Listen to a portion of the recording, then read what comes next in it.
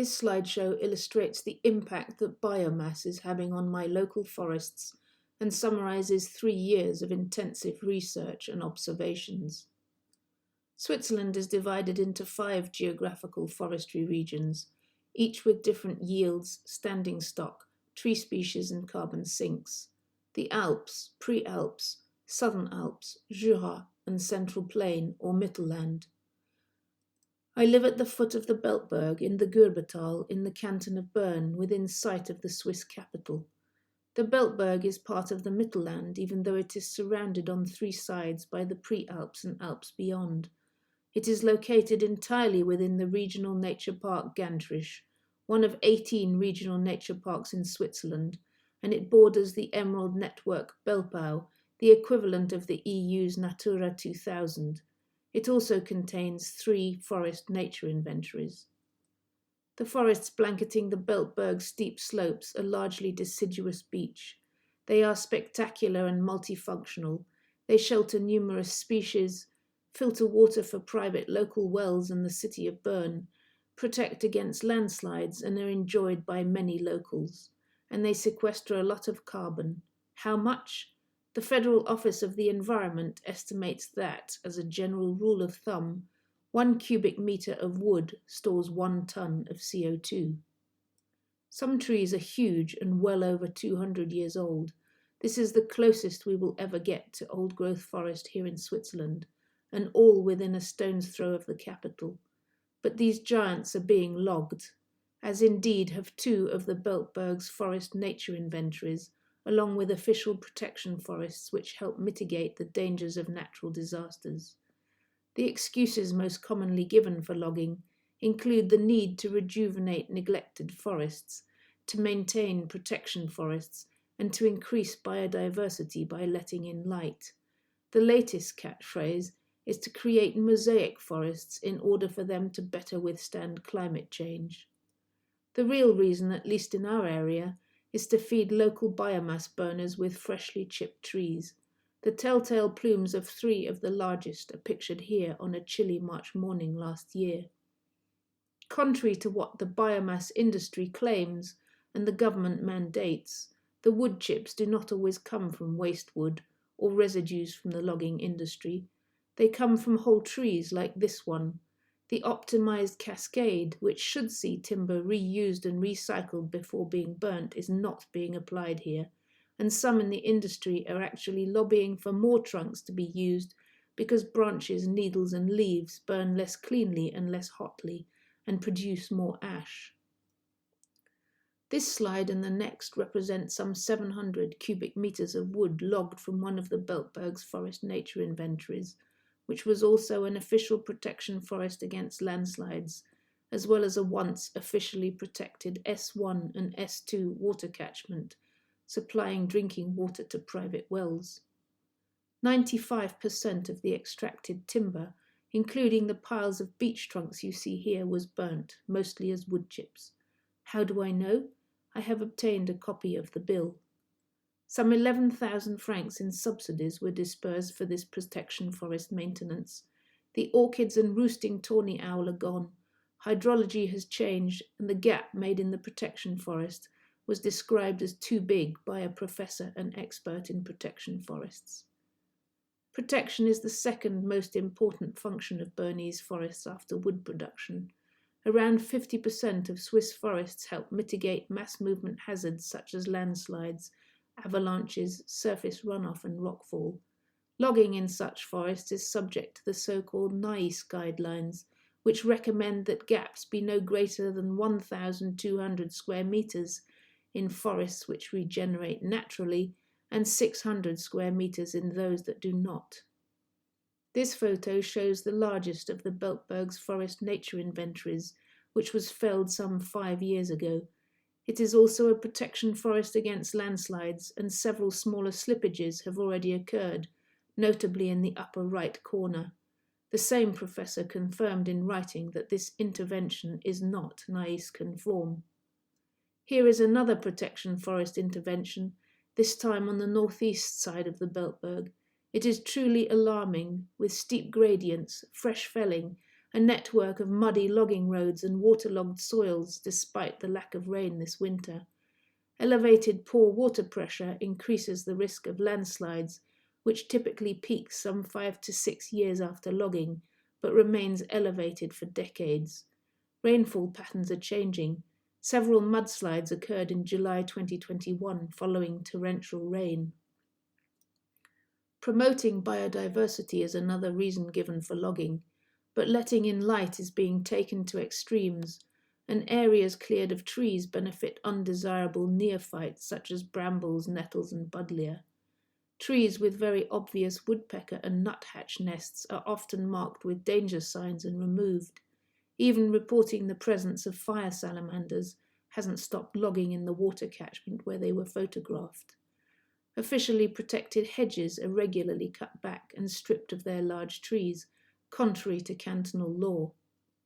So great is the local demand for woodchips that trees are now being shredded within weeks of being felled. The high humidity content of such green woodchips means they burn less hotly and produce more emissions as well as more ash. Around 75,000 tons of wood ash are produced annually in Switzerland, which are disposed of largely in domestic landfills. These are some of the trees felled in a flood mitigation project being carried out in the Gürbetal. They were chipped within 2 weeks despite containing up to 50% moisture and were taken to Bern's city municipal district heating plant, which is fueled by 36% of wood in addition to household waste.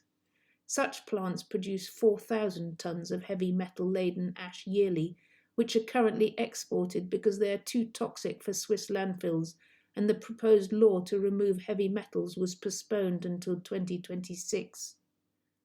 Large systems such as Bern's waste plant can cope with wet wood. Smaller units struggle. Less heat means more trees have to be burnt. The volume of this district heating silo is 300 cubic meters. It is filled every week with multiple tractor loads such as this one. The Beltberg is undoubtedly the canary in the coal mine, but radical logging practices are spreading across the canton, like here in the Bremgartenwald, located conveniently close to the capital and its hungry waste incinerator. Or these two interventions along the Wollensee, where the trees are falling and thinning at an alarming rate to create mosaic forests. And what about this particularly egregious intervention near Schupfen, where large mature oak have also been felled? The miserable lone specimen at the centre of the photo was luckier.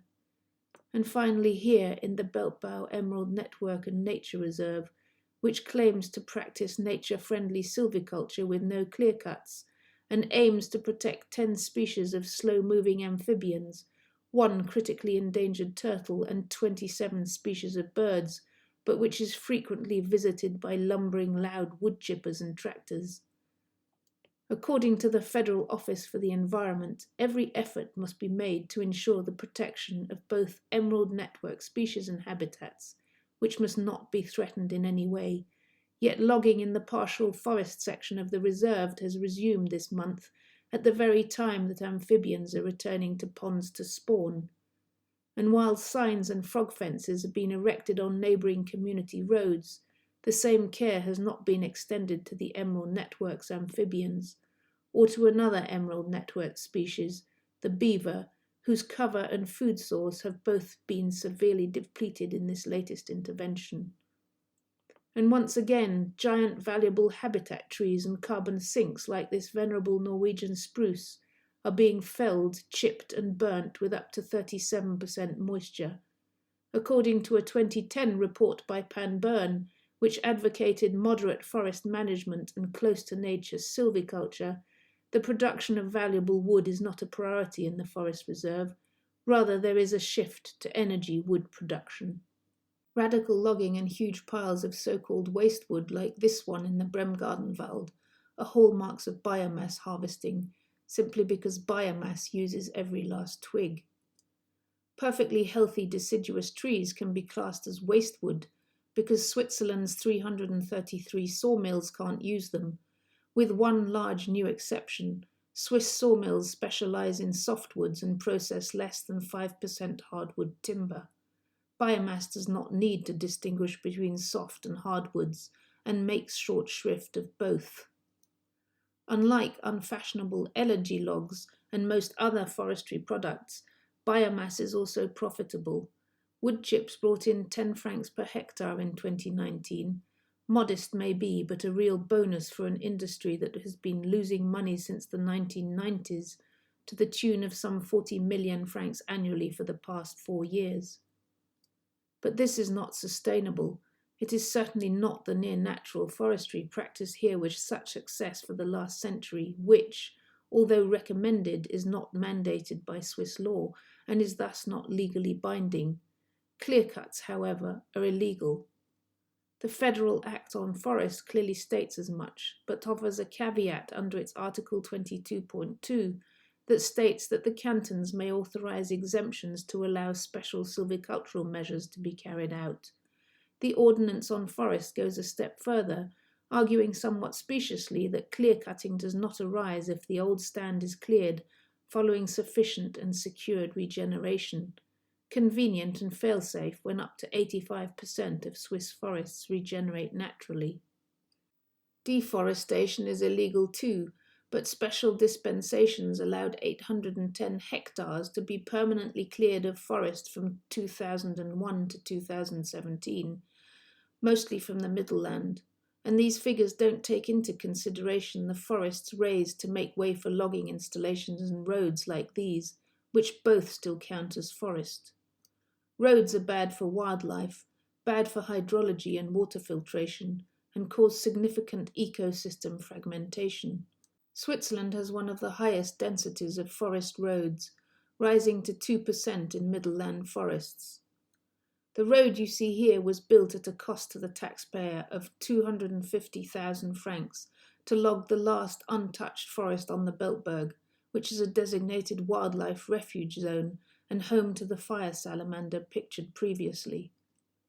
According to the Federal Statistical Office, the canton of Bern regularly produces 1/5 of all domestic timber, just under 1 million cubic meters annually, despite making up 14% of the country's landmass. The reasons are numerous, but include large tracts of easy-to-log Mittelland forests, a high proportion of private forest ownership, a long tradition of silviculture and emphasis on wood production, as well as aggressive lobbying and generous subsidies for biomass. Around 1/3 of Bernese wood is burnt for fuel. Not surprisingly, Bernese Mittelland forests are both thinning and shrinking. According to data from the Federal Statistical Office and National Forest Inventories, they have decreased by 13.5% since 1990. But Mittelland's forests in general have lost 5.6% of their overall surface area in the same period and decreased in stock by 10.3%. Yield is greater than increment, a sure sign of overexploitation. Not all Swiss forests are growing. Intact canopies are vital for wildlife, thermal insulation, hydrology, and protective forest functions. But interventions to let in light and create mosaic forests are multiplying, despite research that shows they increase the risks of wind throw and mass movement hazards and cause heat to leach into intact parts of the forest. Natural and naturalized forests are vital if we are to combat the twin crises of biodiversity and climate. Switzerland is warming at twice the global average, and its two main tree species, Norwegian spruce and beech, are maladapted to warming temperatures. We should be preserving our Mittelland forests, especially our ancient trees, as important genetic banks and carbon sinks. We should certainly not be logging them for fuel. Biomass is currently the second most common renewable after hydropower, and 85% of Swiss biomass already comes from energy wood. Yet plans are afoot to log more forests for fuel. Domestic wood energy production is projected to increase by as much as 50% to offset fossil fuel use. Some claim an 89% increase is sustainable. Fairy tale forests such as these in the Emmental will be next, reduced to the mangled patchwork of tattered trees increasingly found on the Middelland. It is somewhat ironic that during the 19th century's Industrial Revolution, It was the switch to coal that saved Europe's forests. Today we're phasing out coal and going back to burning trees, this time in the name of climate change mitigation. But ask yourself this: how can we denounce Australian bushfires, Arctic wildfires, and conflagrations in the Amazon as carbon catastrophes and environmental crimes, while claiming that burning forest wood in heaters and boilers is not only carbon neutral but the very answer to the climate crisis? The short answer is because it isn't. We cannot burn our way out of the climate crisis.